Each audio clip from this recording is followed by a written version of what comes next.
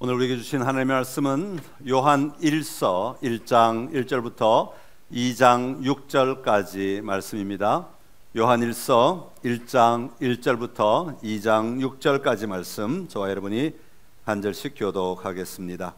태초부터 있는 생명의 말씀에 관하여는 우리가 들은 바요, 눈으로 본 바요, 자세히 보고 우리의 손으로 만진 바라. 이 생명이 나타내신 바 된지라. 이 영원한 생명을 우리가 보았고 증언하여 너희에게 전하노니 이는 아버지와 함께 계시다가 우리에게 나타내신 바 된 이신이라. 우리가 보고 들은 바를 너희에게도 전함은 너희로 우리와 사귐이 있게 하려 함이니 우리의 사귐은 아버지와 그의 아들 예수 그리스도와 더불어 누림이라. 우리가 이것을 쓰면 우리의 기쁨이 충만하게 하려 함이라. 우리가 그에게서 듣고 너희에게 전하는 소식은 이것이니 곧 하나님은 빛이시라. 그에게는 어둠이 조금도 없으시다는 것이니라. 만일 우리가 하나님과 사귐이 있다 하고 어둠에 행하면 거짓말을 하고 진리를 행하지 아니함이거니와 그가 빛 가운데 계신 것 같이 우리도 빛 가운데 행하면 우리가 서로 사귐이 있고 그 아들 예수의 피가 우리를 모든 죄에서 깨끗하게 하실 것이요. 만일 우리가 죄가 없다고 말하면 스스로 속이고 또 진리가 우리 속에 있지 아니할 것이요. 만일 우리가 우리 죄를 자백하면 그는 미쁘시고 의로우사 우리 죄를 사하시며 우리를 모든 불의에서 깨끗하게 하실 것이요. 만일 우리가 범죄하지 아니하였다 하면 하나님을 거짓말하는 이로 만드는 것이니 또한 그의 말씀이 우리 속에 있지 아니하니라. 나의 자녀들아, 내가 이것을 너희에게 쓰면 너희로 죄를 범하지 않게 하려 함이라. 만일 누가 죄를 범하여도 아버지 앞에서 우리에게 대언자가 있으니 곧 의로우신 예수 그리스도시라. 그는 우리 죄를 위한 화목제물이니 우리만 위할 뿐 아니요 온 세상의 죄를 위하심이라. 우리가 그의 계명을 지키면 이로써 우리가 그를 아는 줄로 알 것이요. 그를 아노라 하고 그의 계명을 지키지 아니하는 자는 거짓말하는 자요 진리가 그 속에 있지 아니하되 누구든지 그의 말씀을 지키는 자는 하나님의 사랑이 참으로 그 속에서 온전하게 되었나니 이로써 우리가 그의 안에 있는 줄을 아노라. 그의 안에 산다고 하는 자는 그가 행하시는 대로 자기도 행할지니라. 아멘. 할렐루야. 오늘 이 시간 주님 앞에 나오신 여러분들을 다시 한번 축복합니다. 또 우리 교회 처음 나오신 분들도 진심으로 환영합니다. 또 영상을 처음으로 접하신 분들 진심으로 환영합니다. 오늘은 개념정리 7번째 시간으로 구원의 확신에 대해서 함께 나누려고 합니다. 남태평양에 섬이 하나가 있는데 우리가 잘 아는 괌이라는 섬이 있습니다. 이 괌에 가면 자연적 동굴 말고 사람이 판 동굴이 하나가 있는데 이 동굴의 깊이는 입구의 깊이가 2.5m 밑으로 내려가고 그리고 이 동굴의 길이는 3m 정도 됩니다. 그리고 그 밑에 있는 동굴의 높이는 약 1m 정도 됩니다. 아주 작은 동굴이지요. 이 동굴은 자연적으로 파진 동굴이 아니라 사람이 임의로 판 동굴입니다. 이 동굴은 일본 사람 요코이라고 하는 사람이 파서 자그마치 27년을 살았던 동굴입니다. 요코이라는 사람은 어떤 사람인가 하면 2차 대전이 한창 막바지에 이를 1944년에 괌으로 파송된 일본 병사였습니다. 당시에 22,000명이 괌에 파견되었는데 미군이 굉장한 폭격을 괌에 집중하여 퍼부음으로 말미암아 그 중에 18,000명이 다 죽었습니다. 그리고 나머지 사람들은 이제 산속으로 흩어져서 게릴라전을 하고 있었는데 이때 이 요코이라고 하는 사람과 4명의 동료, 5명이 산속으로 들어가서 동굴을 파고 함께 거기서 살게 되었던 것이죠. 그러니까 자기들도 이제 총을 가지고 미군이 오면 게릴라전으로 죽이겠다, 그렇게 해서 5명이 한 팀이 되어서 흩어지게 되었던 것입니다. 그런데 이렇게 산속으로 들어간 지 1년이 채 되지 않았던 1945년 8월이 되었을 때 일본은 연합군에게 항복을 하게 되죠. 항복문서에 사인을 하게 됩니다. 자, 미군이 이 섬에 아직도 일본 군인들이 많이 남아있다는 사실을 알기 때문에 비행기에다가 삐라를 뿌립니다. 여기 일본이 패망했다, 일본이 졌다, 이제 전쟁은 끝났다, 그러니 숨어있지 말고 나와서 집으로 가라, 고향으로 돌아가라, 일본으로 돌아가라 하는 삐라를 뿌리게 됩니다. 그러나 그는, 이 요코이와 4명의 동료는 이 일본이 항복했다는 사실을 믿을 수가 없습니다. 왜냐하면 자기 나라가 이 지상 최대의 나라라고, 전쟁을 가장 잘하는 나라라고 분명히 믿고 있기 때문에 우리나라가 졌을 리가 없다. 그래서 이들은 나오지 않습니다. 많은 사람들이 산에서 내려와서 다 일본으로 돌아갔지만 이 요코이와 4명의 친구들은, 4명의 동료들은 절대로 산에서 나오지 않고 끝까지 버티게 되다가 1년이 지났을 때 1946년에 2명만이 마침내 투항하게 되고, 그래서 집으로 돌아가게 되고, 그리고 20년쯤 19년쯤 지난 1964년 그때 2명이 죽게 됩니다. 그러니까 요코이 빼고 4명인데 2명은 투항했고 2명은 죽고 말았어요. 그래서 요코이 혼자 남게 되었습니다. 혼자 남은 요코이는 아직도 분명한 믿음이 있습니다. 우리 일본은 지지 않았다, 우리 일본은 패망하지 않았다, 전쟁에서 질 리가 없다. 그래서 그 동굴에서 끝까지 버티고 있다가 1972년 1월에야 괌 주민들이 그 안에 뭔가를 가지러 캐러 갔다가 그 굴에서 나온 요코이를 발견하고 그를 도와줘서 일본으로 돌아갈 수 있도록 만들어 주었던 것이죠. 전쟁이 끝난 지 27년 만에야 그는 동굴에서 나와서 자기 집으로 돌아갈 수 있었던 것입니다. 여러분 한번 생각해 보십시오. 이 요코이는 전쟁이 끝났다는 사실, 일본이 패망했다는 사실을 믿지 않았습니다. 여러분, 그러나 일본이 패망했다는 소식은 객관적인 소식입니다. 이거는 변하지 않는 소식이에요. 절대적인 소식이라고 하는 겁니다. 그러나 이 요코이 마음 안에 드는, 아직 일본은 패하지 않았어, 우리나라는 패할 리가 없어 라고 하는 생각은 요코이의 주관적인 생각이라고 하는 겁니다. 요코이가 가진 이 주관적인 생각이 아무리 강하다 할지라도 일본이 패망했다고는 이 객관적 사실은 바뀔 수가 없는 것이죠. 아무리 주장을 해도, 아무리 버텨도, 아무리 동굴 안에서 오래 버텨도 이 일본이 패망했다는 객관적인 사실은 절대로 바뀌지 않는 것입니다. 여러분, 구원의 확신도 이와 같습니다. 하나님께서 참된 신자들을 구원하신 것은 객관적인 사실입니다. 하나님이 행하신 객관적인 일이라고 하는 겁니다. 그러나 참된 신자들이 자신 안에 정말 내가 구원받았을까? 정말 내가 예수를 믿는 것일까? 정말 내 안에 믿음이 있는 것일까? 의심하는 건 주관적인 생각인 것이죠. 여러분, 우리가 이런 주관적인 생각을 가지게 되는 데는 많은 이유가 있습니다. 어떤 사람들은 우리 안에 끊임없이 일어나는 근심이나 걱정들이 쉬지 않는 것을 보면서 내가 예수를 믿으면 왜 내 안에 자꾸 이렇게 근심이 일어나고 걱정이 일어날까? 걱정이 일어나는 것 보니까, 근심이 많은 것 보니까, 내가 염려가 많은 것 보니까 이건 내가 구원받지 않은 것이 아닐까? 이렇게 생각하는 사람들도 있습니다. 또한 우리가 예수를 믿는다고 하지만 여전히 죄 가운데 육신을 입고 살아가기 때문에 죄 가운데 거하고 있는데, 우리가 죄를 지을 때마다, 우리가 실수할 때마다, 우리가 넘어질 때마다 내가 이렇게 넘어지는 것 보니까, 내가 이렇게 죄를 짓는 것 보니까, 내가 이렇게 실수하는 것 보니까 이게 분명히 문제가 있는 거 아니야? 내가 구원받지 못한 것 아니야? 라고 생각하는 경우도 있다고 하는 것입니다. 여러분, 우리가 어떤 생각을 하든지 그렇다고 해서 이 객관적 사실이 변하는 것은 절대로 아니라고 하는 것입니다. 그래서 구원의 확신은, 어떤 사람들은 예수를 믿을 때 처음부터 확신을 가지고 살아가는 사람도 있지만 그렇지 않은 사람들도 있다고 이야기하는 이유가 바로 여기에 있습니다. 라일이라고 하는 분이 이런 말을 했어요. 믿음은 뿌리이고 확신은 꽃이다 그랬어요. 여러분, 믿음이라고 하는 것과 우리 안에 심겨진 믿음이라고 하는 것과 내가 가지고 있는 확신은 다른 겁니다. 그러니까 믿음은 뿌리이고 확신은 꽃이다. 여러분, 뿌리가 든든히 박혀 있으면 꽃을 맺습니다.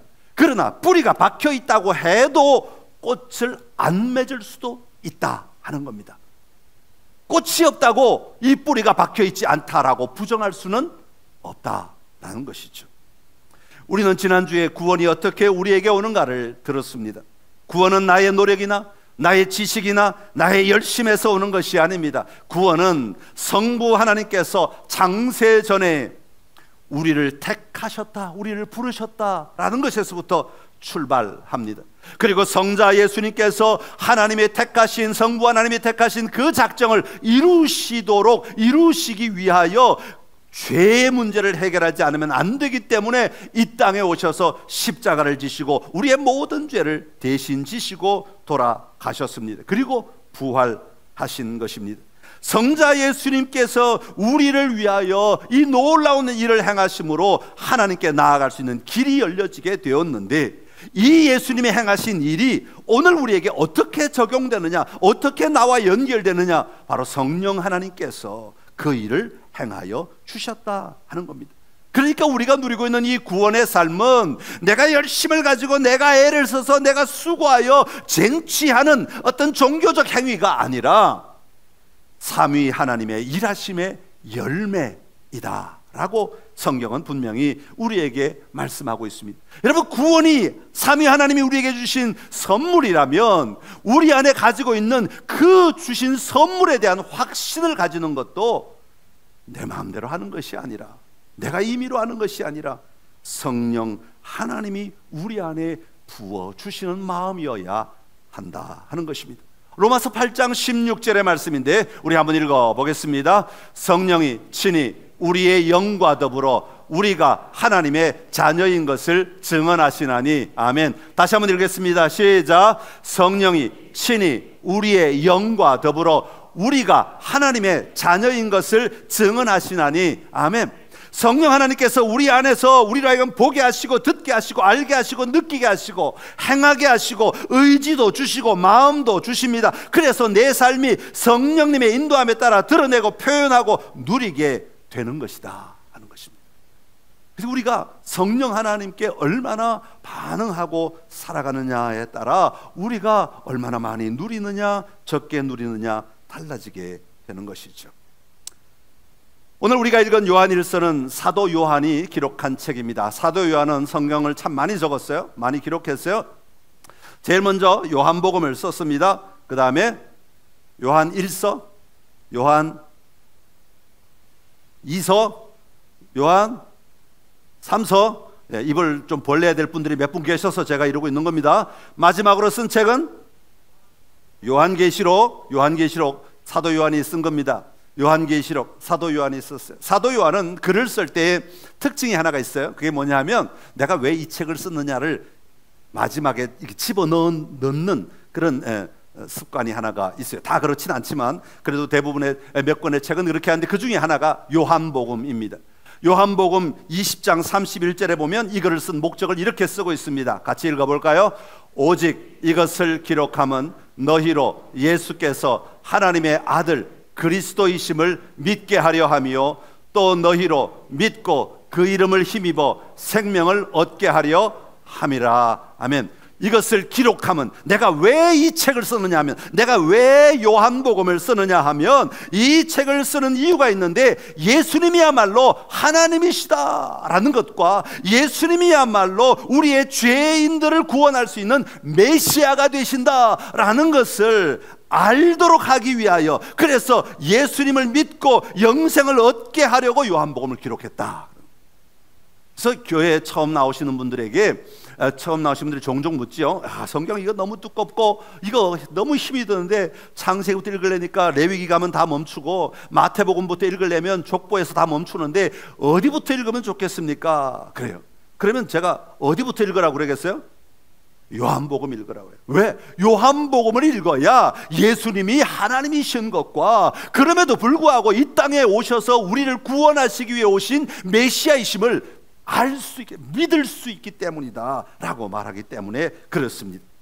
자, 그렇다면 요한일서를 기록한 목적은 무엇일까요? 요한일서 5장 13절의 말씀입니다. 시작. 내가 하나님의 아들의 이름을 믿는 너희에게 이것을 쓰는 것은 너희로 하여금 너희에게 영생이 있음을 알게 하려 함이라. 아멘. 자, 여기는 뭐라고 시작해요? 하나님의 아들의 이름을 믿는 너희에게, 예수님이 메시아이심을 믿게 하기 위해 쓴 건 요한복음이고, 요한일서는 이미 하나님의 아들이심을 믿는 너희에게, 구원받은 너희에게 이것을 쓰는 이유는 너희 안에 뭐가 있다고요?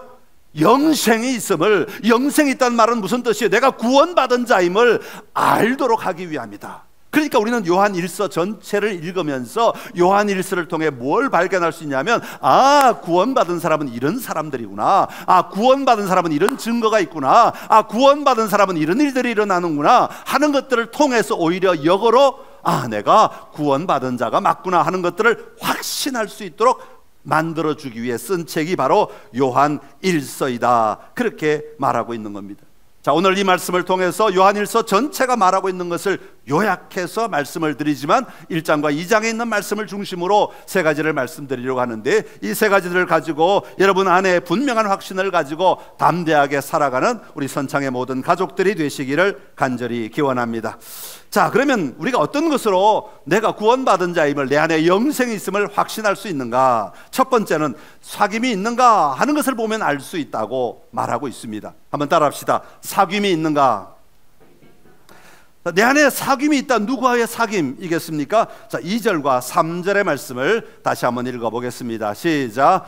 이 생명이 나타내신 바 된지라 이 영원한 생명을 우리가 보았고 증언하여 너희에게 전하노니 이는 아버지와 함께 계시다가 우리에게 나타내신 바 된 이시니라.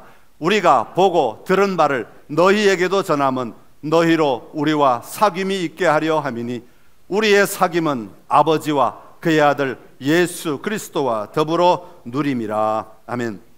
자, 2절 시작은 이렇게 말해요. 이 생명이 나타내신 바 된지라, 그렇게 말합니다. 자, 생명이 나타났다, 생명이 보여졌다, 그렇게 말해요. 그럼 이 생명이 누구냐? 1절에 보면 1절 시작을 뭐라고 사도 요한은 말하고 있냐면 태초부터 있는 생명의 말씀이라고 그렇게 말씀하고 있습니다. 태초부터라는 말은 요한이 자주 사용하는 표현 가운데 하나이죠. 요한복음을 쓴 요한복음에 보면 요한복음 1장 1절도 이렇게 시작합니다. 요한복음 1장 1절 같이 읽어보겠습니다.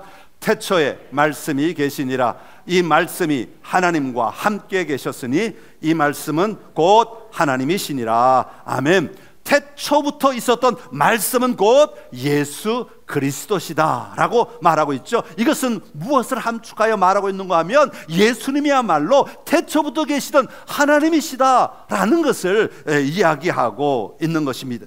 그리고 그 예수 그리스도는 오늘 본문 1절에 보면 우리가 들은 바요, 눈으로 본 바요, 자세히 보고 우리 손으로 만진 바다, 그렇게 말하고 있습니다. 여러분, 이건 무슨 뜻이냐면 사도 요한과 그의 제자들은 예수님이 사역하실 때 함께 같이 있었던 사람들입니다. 그러기에 예수님이 사역하시는 것을 자기들의 눈으로 직접 보았고, 그리고 자기들의 귀로 예수님의 말씀을 친히 들었고, 예수님이 살아 계실 때 그리고 부활하셨을 때 그 몸을 만져봤던 사람들, 예수님이야말로 분명히 이 땅에 오셨고 우리와 함께 하셨던 분이다 라는 것을 분명히 알았다라는 것을 이야기하고 있습니다. 왜 이런 이야기를 하겠습니까? 우리가 그렇게 보고 듣고 만지면서 확실하게 경험하며 누렸던 그 예수 그리스도를 너희도 누리기를 원한다. 구원받은 너희도, 영생을 얻은 너희도 누리게 되기를 원한다, 그렇게 말하기 위한 것이죠. 3절의 말씀을 공동번역으로 한번 읽어보겠습니다. 시작. 우리가 보고 들은 그것을 여러분에게 선포하는 목적은 우리가 아버지와 그리고 그분의 아들 예수 그리스도와 사귀는 친교를 여러분도 함께 나눌 수 있게 하려는 것입니다. 아멘. 왜 우리가 내가 본 것, 내가 들은 것, 내가 만진 것을 얘기하느냐 하면 그 이유는, 그 목적은 당신들도 똑같이 똑같이 우리가 만나고 있는 그 예수 그리스도를 여러분도 함께 만나기를 원한다. 여러분도 함께 누리기를 원한다. 함께 교제하기를 원한다. 그렇게 하기 위해서 우리가 소개하는 것이다. 그렇게 말씀하고 있습니다. 여러분, 누가 삼위 하나님과 교제할 수 있습니까? 여러분, 누가 예수 그리스도와 성령 하나님과 교제할 수 있습니까? 여러분, 교제할 수 있는 사람은 구원받은 자들이 교제할 수 있어요. 여러분, 구원받은 자들의 특권은 바로 삼위 하나님과 얼마든지 교제하며 살아갈 수 있게 된 것입니다. 구원받은 자로서 가장 기본적이고 근원된 삶은 바로 나를 구원하신 삼위 하나님과 우리는 날마다 교제하며 함께 걸어가며 그분 앞에 듣고 보고 만지며 살아갈 수 있도록 허락되었다라고 하는 사실입니다. 여러분, 오늘 교회 왜 나오셨습니까? 하나님을 향한 마음이 있기 때문 아닙니까? 아니라고요? 끌려 나오셨다고요? 그렇다고 여러분, 하나님이 정말 싫으십니까? 아니면 내 안에 몸서리칠 만큼 불편하십니까? 그러지 않으시죠? 만약 그러시다면 못 앉아 있어요. 만약 그러시다면 이곳에 앉아 있을 수가 없겠지요. 우리가 그렇지 않다는 것은 내 안에 갈망이 있기 때문이죠. 내가 하나님을 보고 싶고 하나님을 알고 싶고 하나님을 만나고 싶고 그 하나님과 교제하며 살아가고 싶은 마음이 우리 안에 있기 때문이죠. 하나님을 더 이해하고 하나님을 더 바라보고 하나님을 더 누리고 싶은 마음이 우리 안에 작든 크든 자리하고 있기 때문에 이 자리에 나와 있는 것입니다. 여러분, 예수님이 나의 주님이심을 믿지 않는 자들은 하나님을 찾지 않습니다. 하나님을 바라보지도 않습니다. 하나님을 의지하지도 않습니다. 한마디로 하나님과 사귈 수 없다는 것입니다. 내 안에 예수님을, 하나님을 더 알고 싶고 하나님과 교제하고 싶고 하나님을 향한 마음이 일어나는 것은 내 안에 영생이 있기 때문이다 라고 사도 요한은 말씀하고 있습니다. 오늘 여러분 안에 이 거룩한 감정이 충만하기를 간절히 기원합니다. 하나님을 향한 갈망을 조나단 에드워드는 거룩한 감정이라고 불렀어요. 우리 안에 거룩한 감정은 존재합니다. 여러분, 이 거룩한 감정을 가지고 날마다 하나님 앞에 더 가까이 나아가는 은혜가 있기를 간절히 기원합니다. 두 번째로, 우리 안에 영생이 있음을 발견할 수 있는 것은 내가 빛 가운데 행하는가 하는 것입니다. 말씀에 순종하는 의로운 삶을 사는가 하는 것이에요. 한번 따라합시다. 빛 가운데 행하는가. 5절부터 7절까지의 말씀입니다. 우리 한번 같이 읽어보겠습니다. 우리가 그에게서 듣고 너희에게 전하는 소식은 이것이니 곧 하나님은 빛이시라. 그에게는 어둠이 조금도 없으시다는 것이니라. 만일 우리가 하나님과 사귐이 있다 하고 어둠에 행하면 거짓말을 하고 진리를 행하지 아니함이거니와 그가 빛 가운데 계신 것 같이 우리도 빛 가운데 행하면 우리가 서로 사귐이 있고 그 아들 예수의 피가 우리를 모든 죄에서 깨끗하게 하실 것이요. 아멘. 여러분, 하나님은 어떤 분이라고 소개합니까? 하나님은 빛이시다, 그렇게 소개하고 있습니다. 그래서 하나님이 임하시면, 빛이신 하나님이 임하시면 어둠은 다 떠나가게 되는 것입니다. 빛이 임하면 아무리 깜깜한 곳이어도 그것은 빛이 지배하게 된다 하는 겁니다. 그러게 하나님의 생명에 임한 자들, 곧 구원받은 자들은 빛이신 하나님으로 말미암아 빛의 삶을 사는 자들이 되어야 한다. 빛을 비추며 하나님의 빛을 비추며 사는 자들이 되어야 한다 하는 것을 말씀하고 있는 겁니다. 다시 말하면 말씀에 순종하는 의로운 삶이 하나님의 말씀을 드러내며 그 말씀을 선포하며 그 말씀이 내 삶 가운데 이루어지는 삶을, 행동으로 옮겨가는 삶을 살아가는 것이다 라고 말하고 있는 겁니다. 여러분, 빛 가운데 살아가는 자들은요, 죄가 보이기 시작해요. 어둠이 있을 때는 깜깜하기 때문에 죄가 보이지 않습니다. 그런데 빛 가운데 있을 때는 그 점들이, 그 흠들이 보이기 시작한다 하는 것이죠. 그래서 내 안에 있는 흠들을 바라보며 아이고 내가 또 실수했네, 아이고 내가 또 넘어졌네, 아이고 내가 또 잘못했네, 그러면서 자연스럽게 그것을 죄임을 고백하고 회개하는 자리로 나아가게 되는 것이죠. 이게 빛 가운데 살아가는 삶의 모습인 것입니다. 그리고 더 적극적으로는 아유, 어떻게 하면 내가 이 빛 가운데 떳떳하게 살아야 될 텐데, 이 빛 가운데 기쁨으로 살아야 될 텐데 내가 어떻게 하면 될까 몸부림치며 하나님이 기뻐하시는 삶을 위해서 애쓰며 살아가려고 하는 삶이 내 안에서 일어나는 것, 이것이 빛 가운데 살아가는 자의 모습이라고 말하고 있는 겁니다. 그러니까 우리 안에 하나님의 기준으로, 성경의 기준으로 죄가 보이기 시작하고, 여기서 조심해야 될 것은 세상 사람들도 죄 안 지으려고 해요. 세상 사람들도 바르게 살려고 해요. 세상 사람도 거짓말 안 하려고 하고, 세상 사람도 남을 속이지 않으려고 해요. 그러면 도대체 무슨 차이가 있느냐? 여긴 중요한 차이가 하나가 있습니다. 세상 사람들은 자기의 기준으로 세상의 법이 기준일지 모르지만 우리는 하나님의 말씀이 기준이고, 하나님이 기준이에요. 빛이신 하나님 앞에서 우리가 거짓되게 살아가지 않으려고 하는 것, 우리가 빛이신 하나님의 기준으로, 성경의 기준으로 이것이 죄임을 발견하고 잘못된 것을 제거하며 살아가려고 하는 것, 하지 말아야겠다는 마음이 일어나는 것, 회개해야 한다는 부담감이 생기는 것, 하나님 앞에 부끄럽기 시작하고, 하나님 앞에 죄송하기 시작하고, 하나님 앞에 얼굴을 들기조차 부끄러워서 땅바닥에 엎드릴 수밖에 없는 것, 이런 것들이 전부가 다 하나님의 기준으로 살아갈 때, 하나님의 빛 아래 살아갈 때 일어나는 일들인 것입니다. 이것은, 이런 마음들이 일어나고 이런 생각들이 일어나는 것은 우리 안에 영생이 있기 때문이다. 오늘 사도 요한은 그렇게 말하고 있습니다. 사랑하는 성도 여러분, 오늘 여러분 안에 하나님의 잣대가 회복되기를 간절히 기원합니다. 하나님으로 말미암아 일어나는 태도들이 드러나야 합니다. 우리 안에 하나님의 그런 마음을 주시면 우리는 반응해야 합니다. 응답해야 합니다. 하나님이 비추시는 그 빛 아래 내가 담대하게 나아가 그 빛을 누리며 사는 삶을 살아야 하는 겁니다. 도망가는 자가 아니라, 어둠 속에 숨는 자가 아니라 그 빛 아래에 나와 이것이 어둠이었음을 드러내고 거기에 빛이 임하도록 나를 내어놓는 삶을 사는 것, 이것이 구원받은 자의 삶의 모습인 것입니다. 그렇게 살아가심으로 빛 아래서 늘 기쁨을 누리는 선창의 모든 가족들이 되시기를 간절히 기원합니다. 마지막으로 내 안에 영생이 있는가를 볼 수 있는 징표는 내가 말씀을 지키는가 하는 것입니다. 다른 말로 계명을 지키는가 하는 것이죠. 한번 따라합시다. 말씀을 지키는가. 요한 1서 2장 3절의 말씀입니다. 2장 3절 같이 읽습니다. 시작. 우리가 그의 계명을 지키면 이로써 우리가 그를 아는 줄로 알 것이요. 아멘. 내가 진정한 그리스도인인가를 확인할 수 있는 좋은 방법은 성경에 있는 명령들을 내가 붙들고, 내가 품고 그것을 내가 지키려고 하고 있는가 하는 것을 보면 알 수 있다. 하나님의 말씀 앞에, 하나님의 계명 앞에 내가 적극적으로 지키려고 나아가고 있는가, 아니면 그것과 상관없는 삶을 살아가려고 하는가 하는 것을 보면 우리가 쉽게 분별할 수 있다는 거죠. 4절에 보면, 2장 4절에 보면 그렇지 않은 자의 삶을 소개하고 있는데, 4절 한번 읽어보겠습니다. 시작.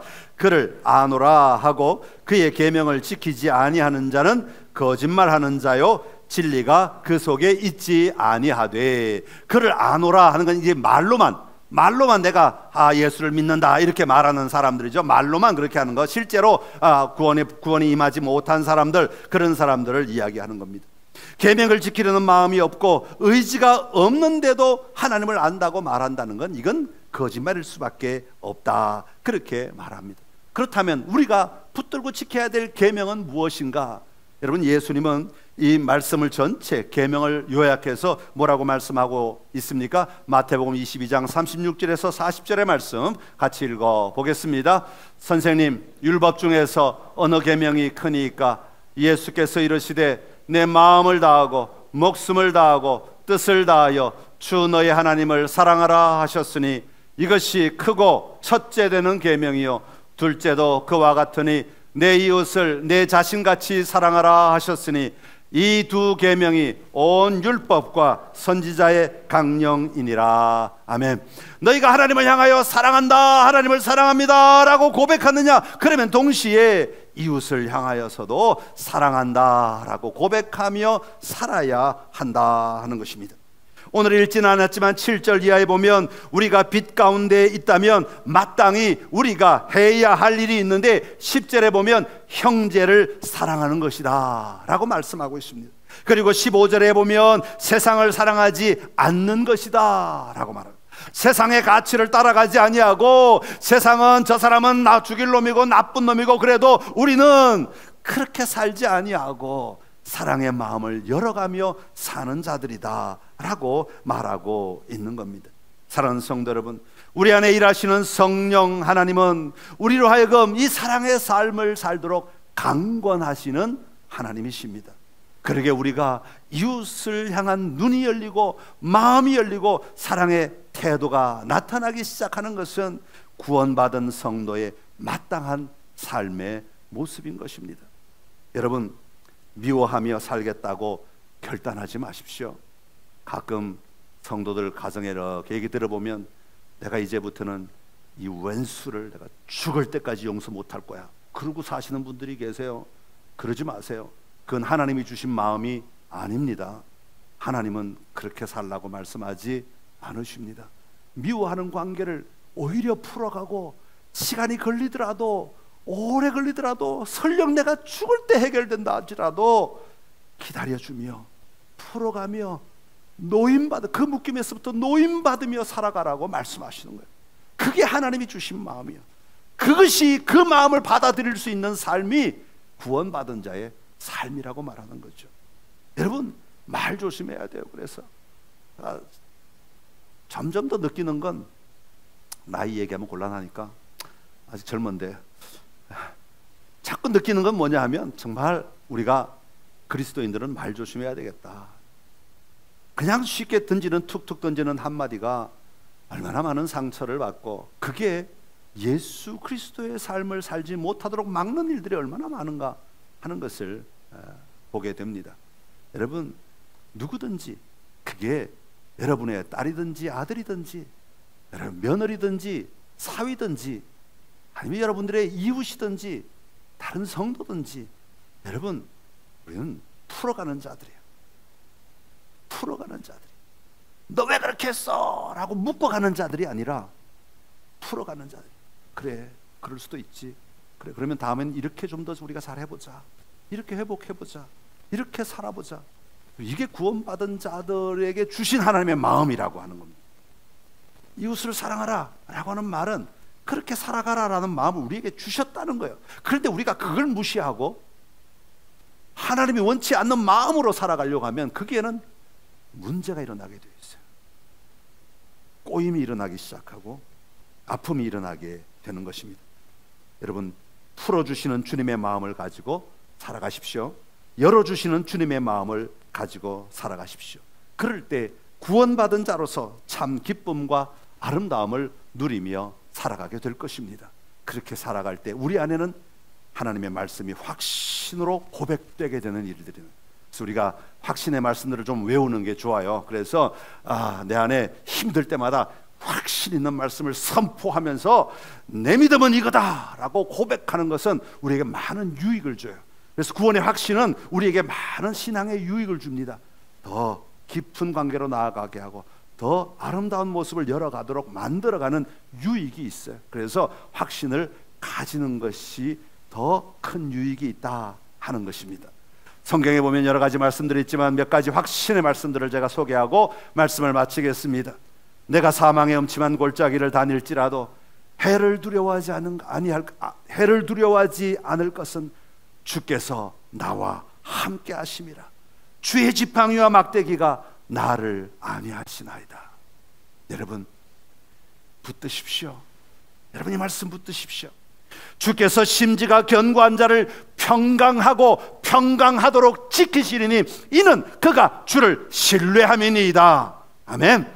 우리가 주를 신뢰할 때 우리 하나님은 우리에게 평강하도록 평강이 끊임없이 확장되도록 만들어 가실 것이다. 이 확신 가지고 살아가십시오. 내가 확신하노니 사망이나 생명이나 천사들이나 권세자들이나 현재일이나 장래일이나 능력이나 높음이나 깊음이나 다른 어떤 피조물이라도 우리를 우리 주 그리스도 예수 안에 있는 하나님의 사랑에서 끊을 수 없으리라. 내 안에 있는 이 구원의 기쁨을 어떤 누구도 끊을 수 없으리라. 여러분 담대하게 고백하며 사십시오. 그 고백이, 그 확신의 선포가 여러분의 길을 열어가게 될 줄로 믿습니다.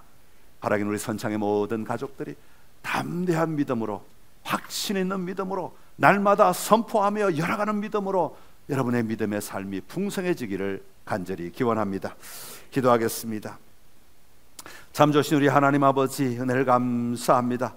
우리 안에 놀라운 구원을 주시고 그 구원의 기쁨을 누리며 살아갈 수 있도록 날마다 우리 가운데 일하여 주시니 감사합니다. 하나님, 우리 가운데 일하시는 그 하나님을 바라보며 늘 교제하며 하나님과 교제하며 살아가는 저희들 되게 하여 주옵시고, 우리 가운데 하나님의 기준으로, 하나님의 말씀의 기준으로 빛 가운데 살아가는 자 되게 하여 주옵시고, 아버지 하나님의 계명을 따라 사랑하며 살아가는 삶이 우리 안에 풍성하게 하여 주옵소서. 그렇게 살아가려는 내 모습, 내 삶을 바라보며, 내 의지를 바라보며, 내 열망을 바라보며 내 안에 영생이 있음을 확신하고 담대한 믿음으로 확신을 고백하며 걸어가는 우리 모두가 되게 하여 주시옵소서. 예수님의 이름으로 기도드리옵나이다. 아멘.